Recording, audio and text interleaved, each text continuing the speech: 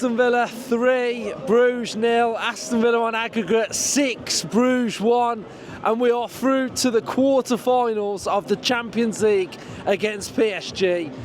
When we first started this campaign, never did I expect to get this far into this competition. And just so proud and such a special moment as a fan personally to experience Villa doing something special in Europe. And yeah, it's just absolutely fantastic. The atmosphere at the start of the game was spine tingling.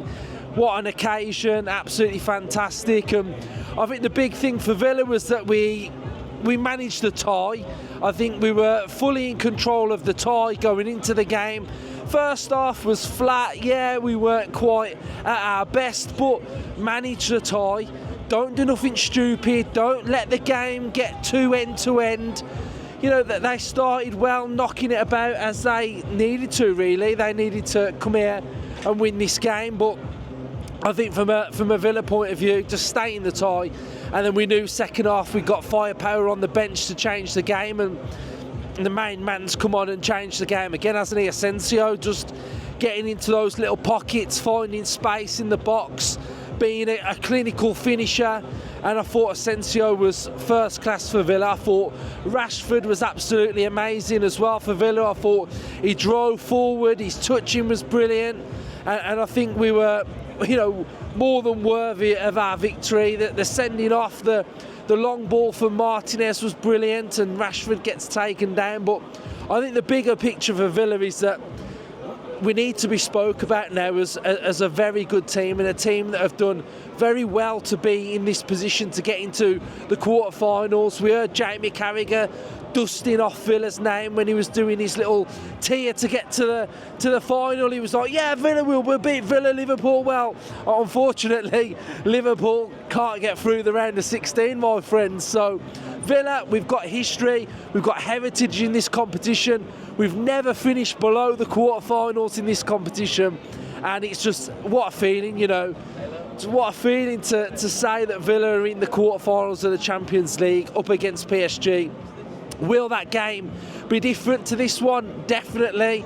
We'll have to be at our very, very best to contain them to start with, and then bring them back to Villa Park. But I'm absolutely buzzing that we've been able to get through to the quarterfinals. Villa fans, let me know your thoughts. If you are buzzing, make sure you are smashing the like, subscribe to this channel, get on the journey with us, because we're in the quarterfinals of the Champions League. Up the Villa. Who's that? Hello? Yeah? Is that the quarterfinals of the Champions League calling? Hey Luke, what are you telling me, man? Oh my days, I can't believe it. Legit, I'm lost for words, and usually I'm never lost for words. Like, Aston Villa are through to the quarterfinals of the Champions League. That sounds absolutely crazy, man. Like, I was there after the game. I just sat there for like 5 minutes doing my reaction and stuff. I'm just soaking it all up. Only a couple years back, we were in the Championship. Before that, let's do a little history lesson. Before that, we had Randy Lerner. Relegation fights. There was no hope. But right about now, all I'm going to say is crazier things have happened. Crazier things have happened. Leicester have won the Premier League. I'm not saying we're going to go win the Champions League, but what I'm saying is this is far above our expectations. We never dreamt of this. We never thought this would happen.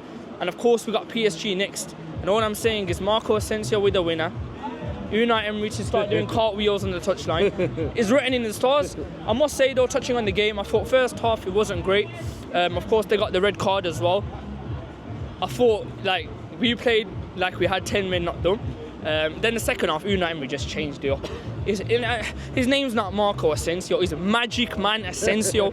This guy, like, he must have gold dust on his foot. I want to know, what Marco, I'm chatting to you now. What do you put on your toes, bro? Chat to me, bro. Like, yo, you're a baller. He could have had a hat-trick today, you know, Luke. He could have had a hat-trick today. Mate, he could have a hat-trick every time he plays for Villa. They need to create a new sport for this guy. Football's not for you, bro. It's too easy for you. Football is too easy for you. Like, what a player he is. I done an interview and then I said, Marco Asensio, Unai Emery. You see after now, yeah, in the locker room, Get a contract out for Marco and get that signed for him. Sign the contract right now. You know what I mean? Sign the contract, big boy. Sign the contract. Marcus Rashford as well. What a player. The sassy, like these loan signings we made. These little ballers, bruv. The ballers. Yeah? Magic Man Asensio. Get the contract out and get it signed, man. Luke. Fantastic. Absolutely fantastic. Bring on PSG. We'll see you guys very, very soon, yeah? I don't really. There's so much more to you, mate, on the Villa. Up the Villa. mate, boy. talk to me right. Bring it in. Talk to Bring me it in. right. We've been on a journey, right? We've been on a journey, right? Long journey. And even when we started this content, we were trying to survive in the Premier League. And now we just got promoted, hadn't we? That was when we started. And now we're in the quarterfinals of the Champions League. With I think, a fighting chance of going further. That's the important thing. We are not here, and we have never been in this competition to make the numbers up. Lou and I said that from day one. It was fantastic achievement getting here, but that wasn't the end of it, was it? That was the start of the journey. And you see the recruitment has gone up a level in January. The likes of Asensio now are hugely impactful. I thought Rashford was brilliant again today. His selfless running, his selfless use of the ball when he's in an area where he really can have a shot himself. But to take the pass on, to lay him in, to score that goal. I thought Maatsen was really good tonight. That was a coming of age performance from him. I think we've said it over the last week or so, haven't we? The squad now, we've been creaking with injuries, we've been creaking with knocks and suspensions and lack of form. But I feel like the lads like the McGinns and the Tielemans and the Consters that have had to put a shift in and really hold it together when we haven't had much on the bench, and we've got through these competitions, these rounds to get us to where we are now, with a little break to come, which is a fantastic timing, to come back with a quarter-final and a potential semi-final of an FA Cup, with a real chance of qualifying in the league again for Europe. We couldn't have asked, and we can't ask now for a better end to the season. We are in an unbelievable position to really have a go now, aren't we? Like 100%. I mean, especially in this Champions League now, like, I didn't want to play Liverpool because I just felt like it was too domestic for us, and it was too samey, if that's not even a word. But I think we can attack this PSG game, and not attack it as in like go for it. Attack it in the sense of it's a European tie, not a domestic tie. And I think Emery will have a massive plan tactically to go there and get a result. And we bring anybody back here now, like, we are very, very dangerous. No one will want to play Villa because they got everything. Every team that's left now in this competition will just expect to knock us out. We'll be seen as the underdogs, the minnows that are left in the competition, and rightly so, because our European pedigree over the last 40 years has been very poor. But when you look at the personnel he's got at his disposal, and you look at the key moments of his managerial career of winning those Europa League titles, one after another, you don't do that unless you've got a tactical brain and a way of playing in key games that can win you those competitions. You look at that tactical masterclass, which I'm going to go back and watch again, when he played against Liverpool, and he set out a way where he knew his players, man for man, weren't as good as Liverpool on that day. But that's irrelevant if you've got a coach that can give you the game plan to go out and execute and knock a team out. Not only has he got that now, but the players he's got at his disposal, that ability to change off the bench now, that bench is unbelievable. It's unbelievable. And we've got Barkley to come back as well, who's a master at sitting in, holding the game together. And I have absolutely no problem with that first half tonight. No. I had people moaning by me, oh, it's terrible. It's not terrible. We're 2 goals up. What do you want, gung-go football? We just contained them. We sat back. We soaked up the pressure. Anything past the halfway line, go and engage them. Anything in there off, carry on, lads. You're 2-0 down. You're the ones who are going to make the moves here. We haven't got to do nothing here. We can sit on this and just go through. You've got to do it. obviously the sending off was huge. That just made us double down on our game plan. And then second half, they ran out of steam. We nicked that early goal, and then that was it. There, it was just, they just gave up. You could see. Fair play to them. They knocked it about lovely. They're not a bad side to watch, but we were just too strong for them, and we lived to fight another game. And especially that first half, I sort of said it that it was about winning the tie, and we've got to start thinking like a European club as well now as a fan base, and knowing what's at stake. The bigger picture is winning the tie, and that's what we had to do at half time. Exactly. You can't moan. Like you said, we're 2-0 up. When we go into our tie against Paris, which we can talk about now, we're through. We are going into that two-legged game. All we care about is getting through. Whatever happens in that first leg, you've got the second leg here. I think it's second leg at home to try and get through. So that first leg is all about putting a game plan together to give us the best possible chance in the second leg to get through. Now in the Brugge game, we gave ourselves a brilliant chance of going through, which meant that when we came back here, all we had to do was put a solid enough game plan together to make sure we didn't do anything silly tonight, and we just got through the tie, which we've done comfortably. So that's all that matters. And that's what we've got to start getting in our heads. All that matters is getting through to the next round. It's a cup competition. Spot on. Because in my lifetime, I've seen Villa play some of the most swashbuckling tick-attack of football and lose, right? Look, if you've seen that first half when we were 2-0 down, I'd be absolutely apoplectic. I'd be like, what the hell are we doing here? We've got to get back in this game. We need to be on the front foot, go at them. We've got to have a go. We didn't have to do that. They had to do it. We didn't have to. I was absolutely fine with it. No need to panic. Put the main man on Asensio. He'll wrap the game up for you. Job done. Give him the contract as well. Sign it right now. And up the Villa. Aaron, talk to me. How you feeling? Honestly, I'm only 17 years old, and this is probably the first experience of my Champions League experience. But Marco Asensio, he must be the greatest signing we've ever made.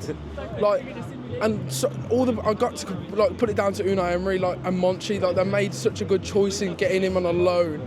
And then possibly getting him another year. Imagine what he's going to be doing when he's on another year loan. It's going to be amazing. But honestly, I've got no other words. I mean, first half was... I just think we just needed to it was just managing the tie, really. I mean, if you want end-to-end game, this wasn't the game for you, because it's not the game we needed. But like you say, Asensio comes on and just changes the game. No, even Marcus Rashford, he might not be scoring goals. We all want him to get a goal, but he's assisting at least. He's doing something. He's doing something right in training, and even Disassi. We talk about Marco Asensio, but Disassi come in started a game against Brentford, got player of the match, and then come on today and still put a world-class performance in, even for his first Champions League debut. We've done so well to get to as far as we can, and if we can go any further, we might just say this is our best season for the Champions League. Do you know what I mean? I mean, now you get to a quarterfinals of a tournament, you're eyeing all the way. I think we can't just because we're Villa think, it's Villa, we're in the quarters. It's just we've got to just aim for the final now. Surely, surely we've got to. It's got to be somewhere on our list, including the FA Cup. We've got to go to the FA Cup. We've got to get through to the semi-final. We've got to go to the final, and we have to win the FA Cup. If we want a chance to get in Europe again, we've got to win at least a trophy this season. Are you saying the double's on?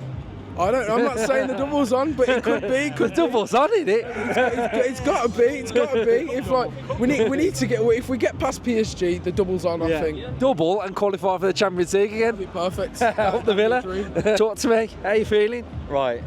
Let's dream big for a second, right? So, PSG, Asensio scores the winner. Yeah. Done. Real Madrid, Asensio scores the winner. Done. Bayern Munich final.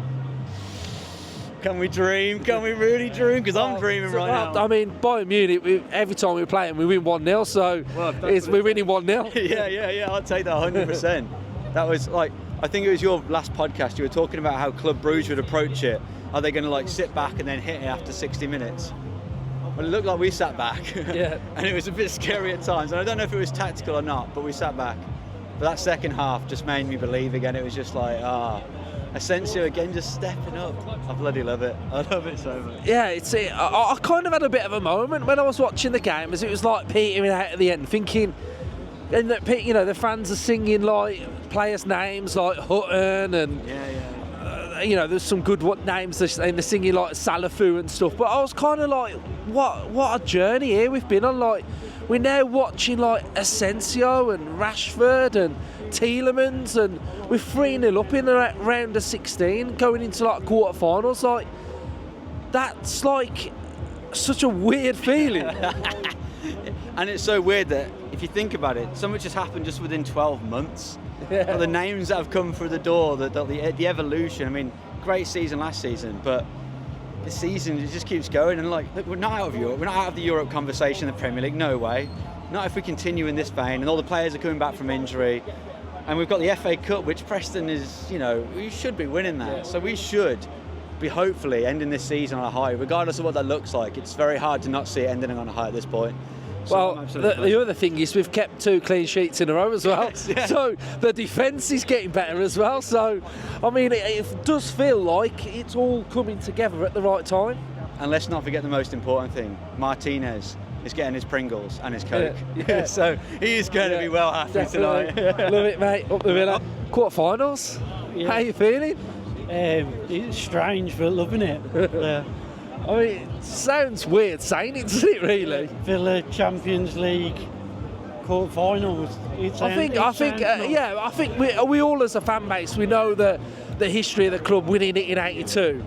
You know, I wasn't born, so I love that we did it, but I wasn't here to see it. So the fact that now we're witnessing something really special, and we're on the cusp of something special. What a time to be a Villa fan. And we were writ off in '82.